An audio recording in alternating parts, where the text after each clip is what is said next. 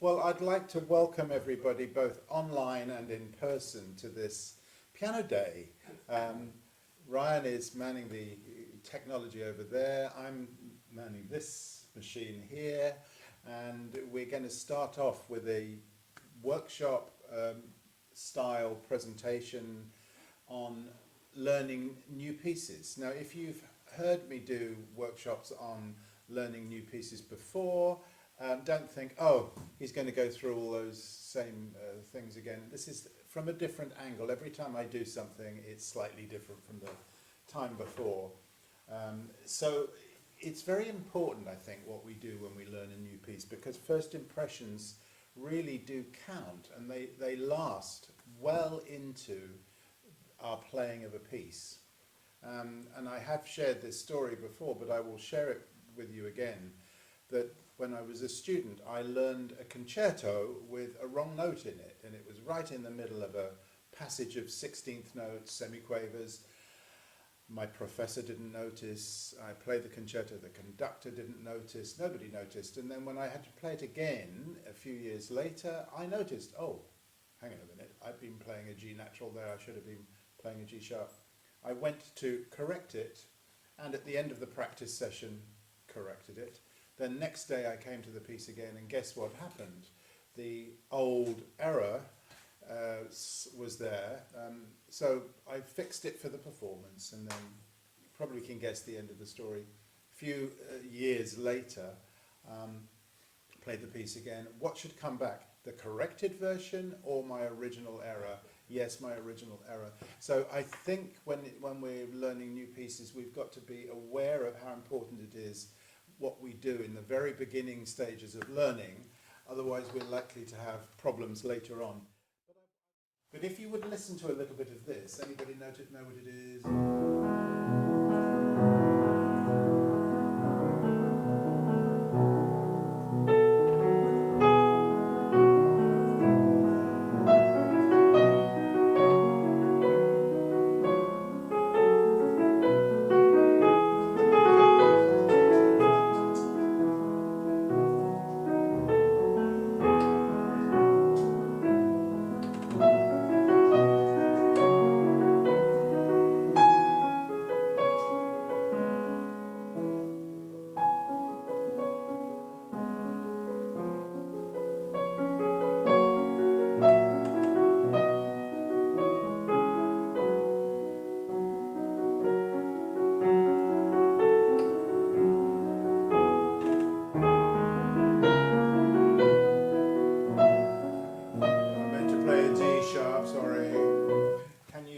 Identify that? Anybody know what that is? Oh, it's very beautiful. It's the first Mendelssohn Song Without Words. So what we noticed there, I don't know if you picked up anything about the texture. There's a tune on the top, which I want to sing, and my PPR is telling me these are all next door neighbours. Big jump of an octave. Small jump of a third, a fourth. Let me just take that first little phrase. I've got on the very bottom of the texture a bass line. Let's imagine that's a cello line, which looks to be just like a kind of scale going up and then falling back down in big intervals, in fifths. And then in the middle, I've got some broken chords, which get divided up between the two hands.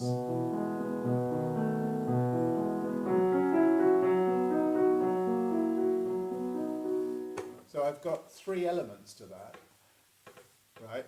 Melody on the top, a supporting bass, and a filler of harmony. So I could practice that first, rather than struggling to read each note like this. Let's assume that I'm a intermediate pianist who loves this piece,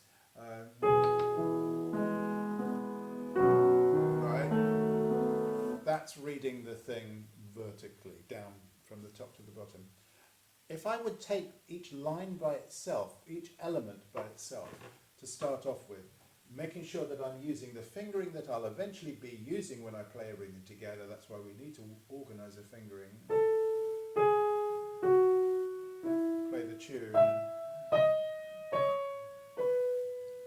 And so on. Play my bass line.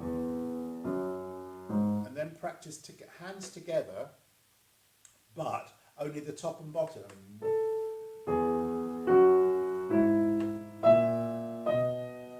And making it sound amazing.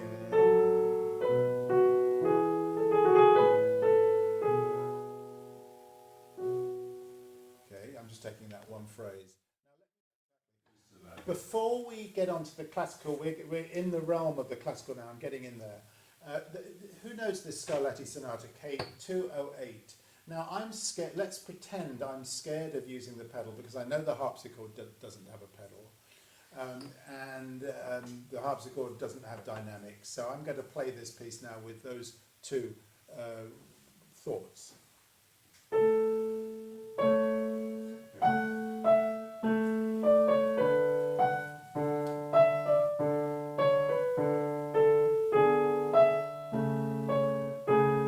I sold it to you.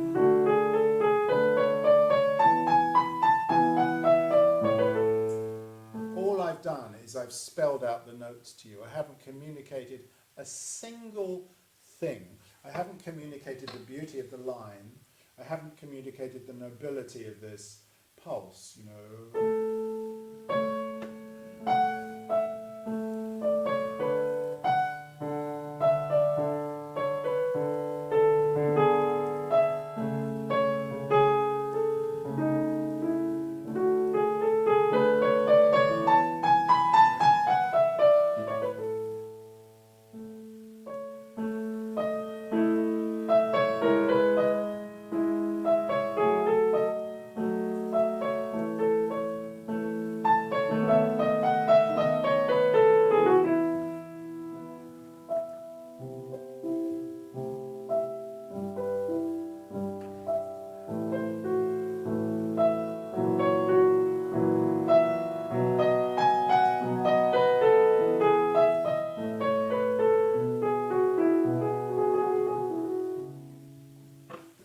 Is that worth listening to? Was that worth listening to? I think that proves the point, doesn't it? I was freely using my pedal. I was not pedaling through ornaments. I was not blurring appoggiatura. I was using my pedal I like to think skillfully. So in bar 4, rather than pedal by the beat, whoops, which would be horrible. What did I do? I pedalled right at the end of the beat. Pedal. I keep doing that, sorry. Pedal, pedal, pedal, just at the end. So that gives you this.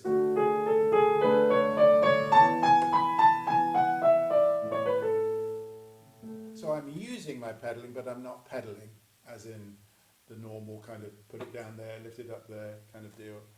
So that creates hopefully something that's full of expressiveness, full of colour, full of beauty, I like to think. He starts off single notes, in other words that, then we feel he's thickening it up, then octaves, and then bass octaves. It seems to be, the texture itself seems to be thickening up as he goes along. Yes. Yeah. So, you know, I would just question that. That's all. I think the problem with this, it's the pedaling, because I'm hearing. I would make the right hand connect.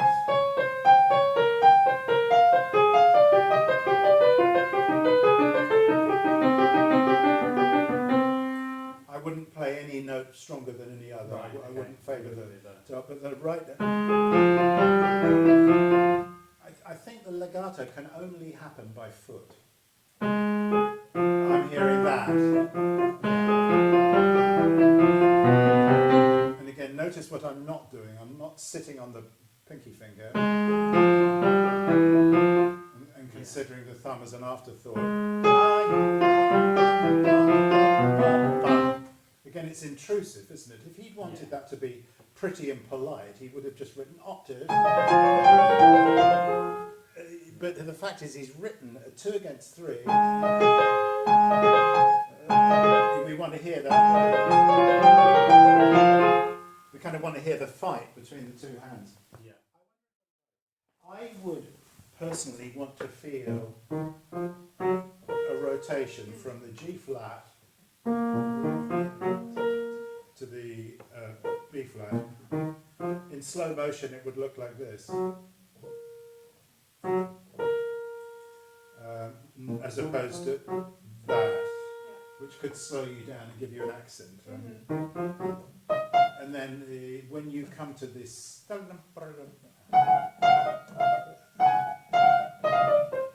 see, I see you stay very close to the keyboard.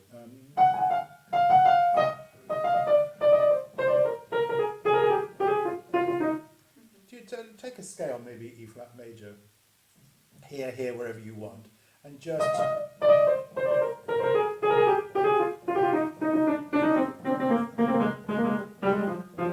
see if you can convert that into a little exercise.